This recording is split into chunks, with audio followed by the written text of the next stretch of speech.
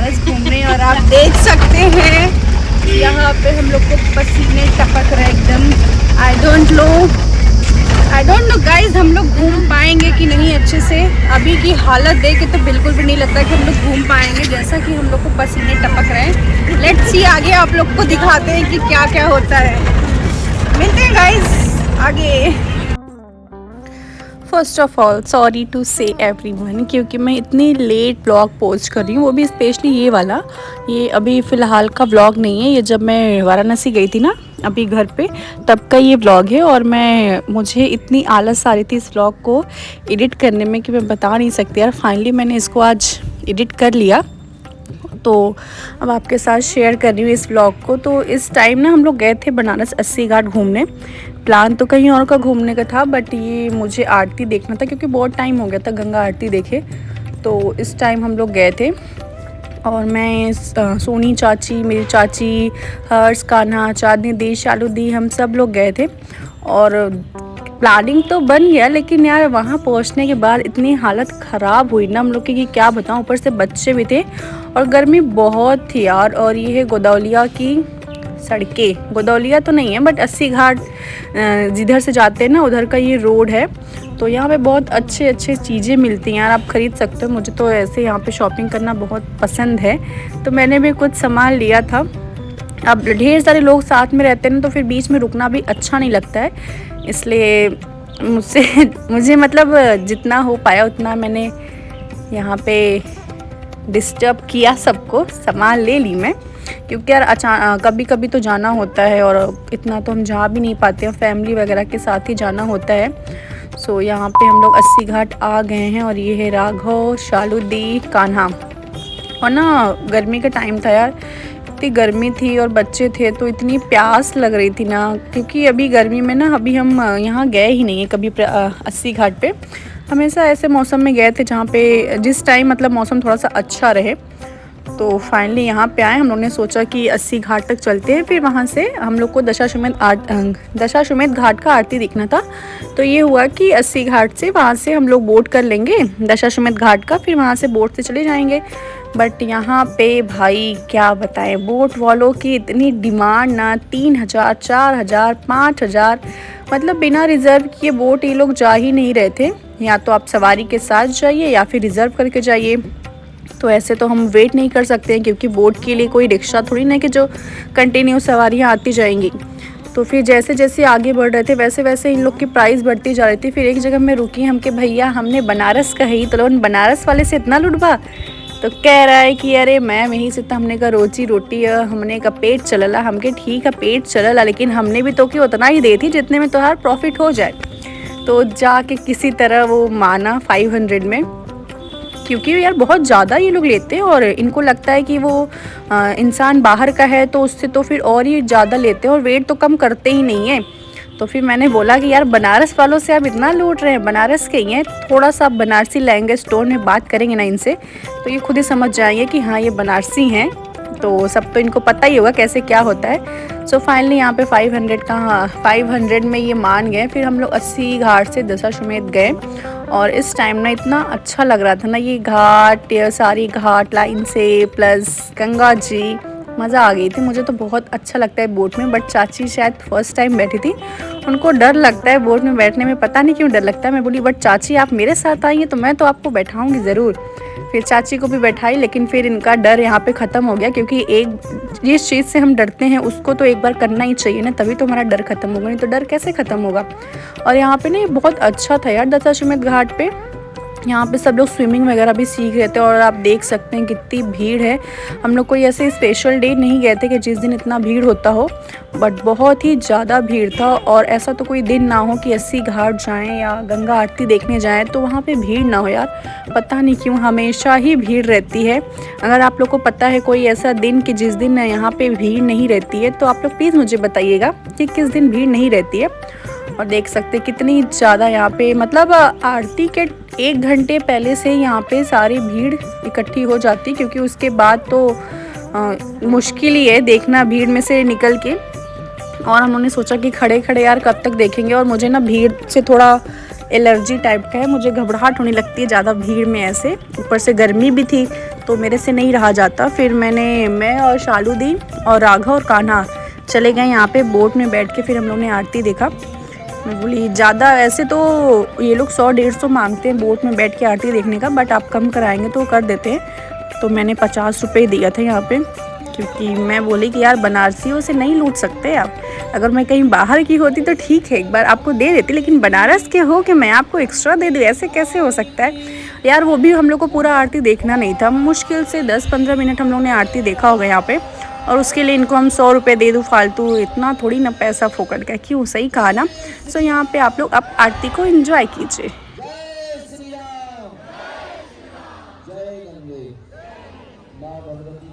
संपन्न हुआ कुछ समय पश्चात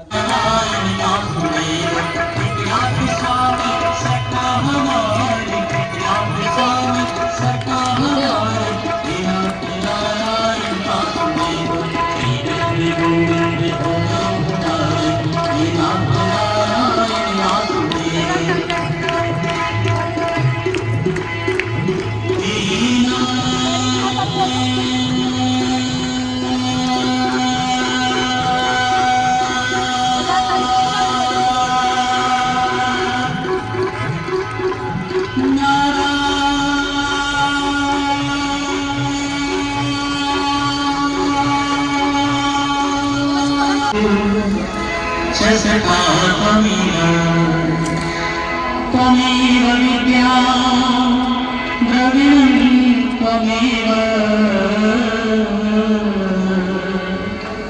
त्वमेव सर्वं मम देव।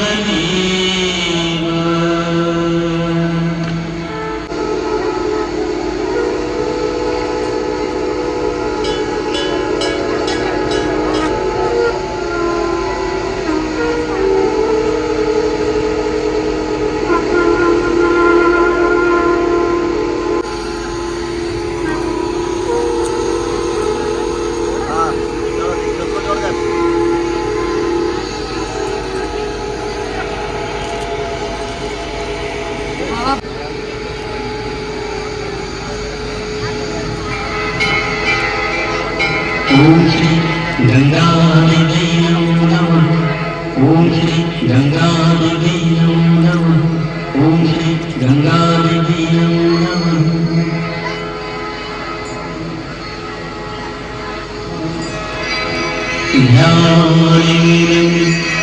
गुरुमती पूजामूलम्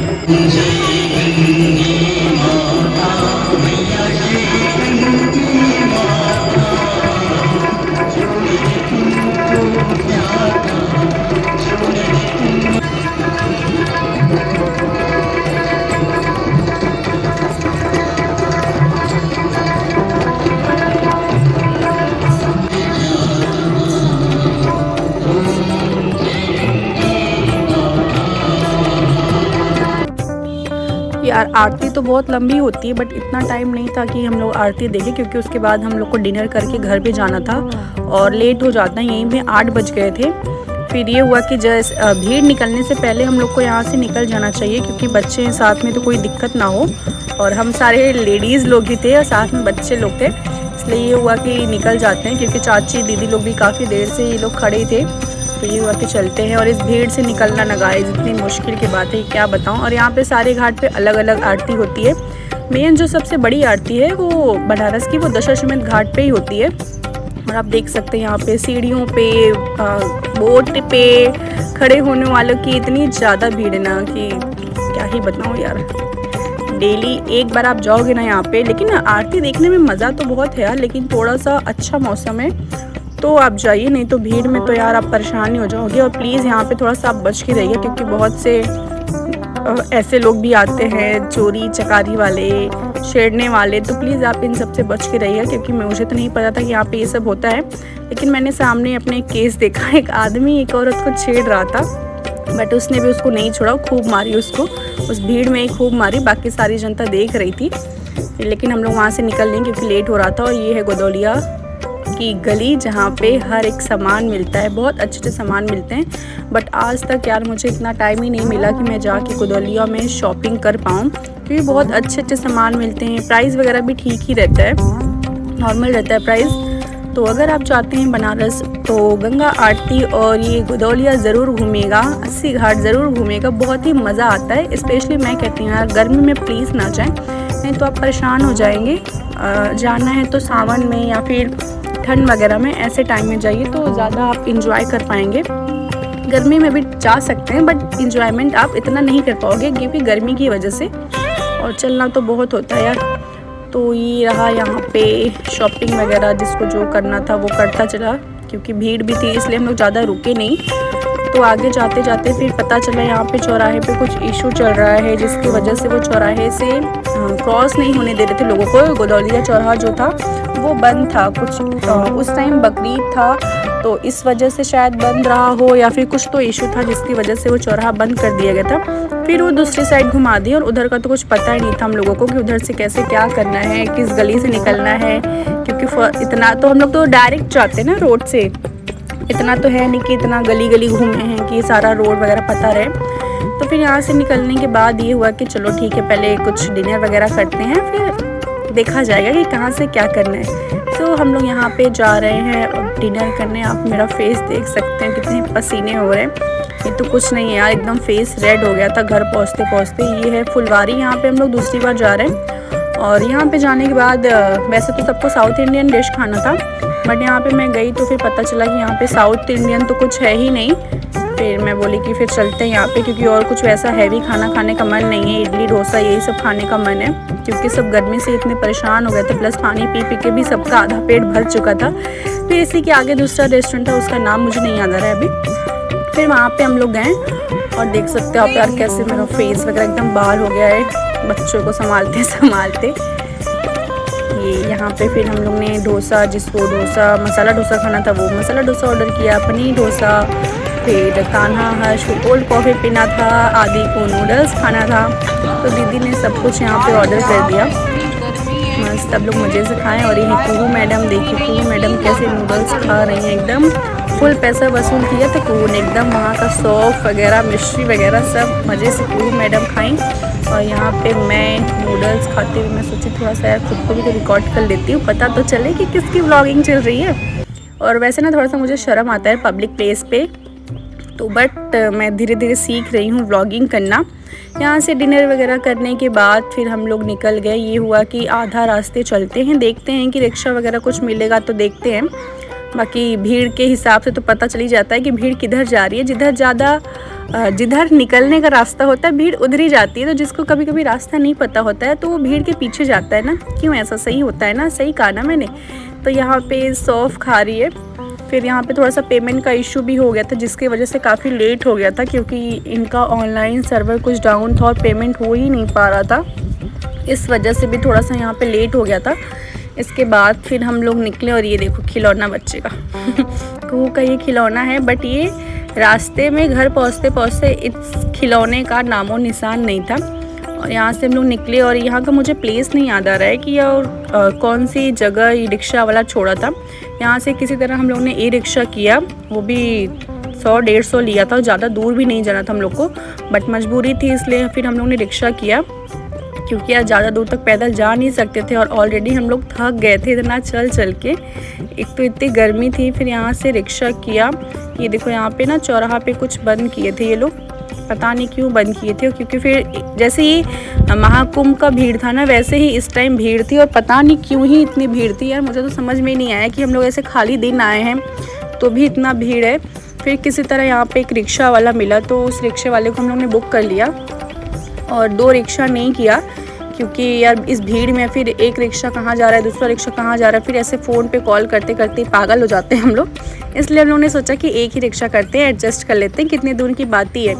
फिर यहाँ से ये कोई तो जगह छोड़ा था यार, मुझे याद नहीं है बनारस की ज़्यादा जगह, वहाँ पे छोड़ा। फिर वहाँ से हम लोग ने दूसरा ऑटो किया था। और ये यहाँ पे ना ये सब मुझे बहुत देखने का मन करता है यार रुक के, बट टाइम ही नहीं मिलता कि मैं रुकूँ यहाँ पे थोड़ा सा बनारस की गली एक्सप्लोर करूँ, टाइम ही नहीं मिला, क्योंकि हमेशा फैमिली के साथ ही जा पाते हैं और बनारस ऐसे इतना दिन लेके जाते हैं कि कुछ ना कुछ उस दिन रहता ही है, तो टाइम ही नहीं मिल पाता कि किसी दिन फ्री होके पूरा यहाँ पे घूमें।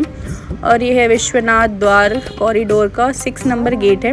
यहाँ पे भी कुछ फोर्स वगैरह लगी थी, कुछ तो चल रहा था यार आज यहाँ पे, मुझे पता नहीं एग्जैक्टली ना, मैंने किसी से पूछा था, बट काफ़ी फोर्स वगैरह भी लगी थी, आर्मी के जवान वगैरह थे, CRPF ITBP सब के थे, तो मुझे लगा कि कुछ तो इशू चल रहा है।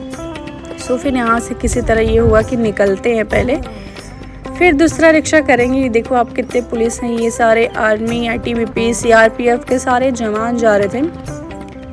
और ये देखो महादेव शॉप, यहाँ की लस्सी वगैरह चाट वगैरह ये सब कुछ तो भी मैं इतना खा ही नहीं हूँ यार, क्योंकि टाइम ही नहीं मिला है, फैमिली के साथ जाती हूँ, ये होता है कि ढेर सारी शॉपिंग वगैरह करूँ, बट मैं जाऊँगी यार, मैंने सोचा है कभी तो कभी मैं जाऊँगी, यहाँ पे छुट्टी लेके जाऊँगी घर से, मैं या दीदी किसी को तो लेके जाऊँगी, क्योंकि भाइयों के पास टाइम ही नहीं है कि वो अपने बहनों को घुमा सकें, तो उन लोग से कहना तो बेकार की ही बात है।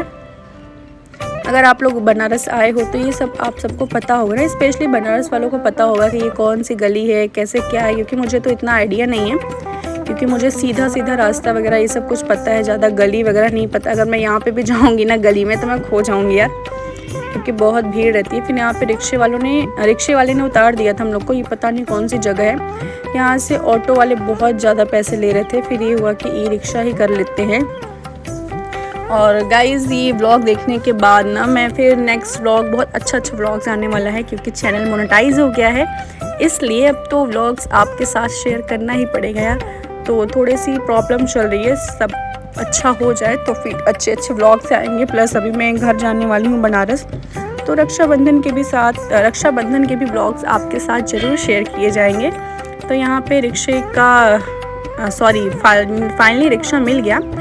और इतनी ट्रैफिक है ना बनारस, मुझे ये भी नहीं पसंद आया कि यहाँ पे बहुत ट्रैफिक है। प्लस हम लोग प्रयागराज में रहते हैं, यहाँ पे इतनी चौड़ी चौड़ी रोड है और 1-1 किलोमीटर पे चौराहे हैं, और बनारस में तो हैं बट इतने चौराहे नहीं है 1-1 किलोमीटर पे। यहाँ पे भीड़ बहुत ज़्यादा होती है, पता नहीं क्यों भीड़ बहुत ज़्यादा होती है, पब्लिक बहुत ज़्यादा है इसलिए शायद भीड़ बहुत होती है ना। तो यहाँ पे फाइनली हम लोग यहाँ भोजूबीर आ गए, और यहाँ पे अंकित को आने में लेट हो गया था, तो हम लोग ने सोचे कि विशाल घूम लेते हैं, क्योंकि यहाँ के बाद तो रात हो गया था, तो जहाँ हम लोग का घर है वहाँ तक तो रिक्शा जा नहीं पाता और उल्टा सीधा रेट लेते, और ऐसे हम लोग को ट्रस्ट भी नहीं है किसी पे रात में कि किसी के साथ हम लोग जाएं, तो इसलिए फिर हम लोग अंकित को बुला लिए थे, वो गाड़ी लेके आ गया था अपना। और यहाँ पे 9 बज गया था ना, तो यहाँ पे विशाल वाले भी बोल रहे थे कि प्लीज़ जल्दी करिए आप लोग, बंद होने वाला है मॉल। तो बस गाइज़ आज के व्लॉग में सिर्फ इतना ही शेयर किया मैंने, और ये व्लॉग ना कब का पड़ा था, तो मैं सोची कि पहले फ़ोन तो खाली करूँ तब तो आप लोग के साथ अच्छा व्लॉग आएगा। तो बस आज मैंने अपने फ़ोन को पूरा खाली कर लिया ये व्लॉग शेयर करके। तो मिलती हूँ जल्दी नेक्स्ट व्लॉग में, तब तक के लिए thank you for watching guys, stay connected, channel पे बने रहिएगा, ढेर सारा सपोर्ट करिएगा। मिलती हूँ जल्दी, तब तक के लिए tata bye bye, take care everyone.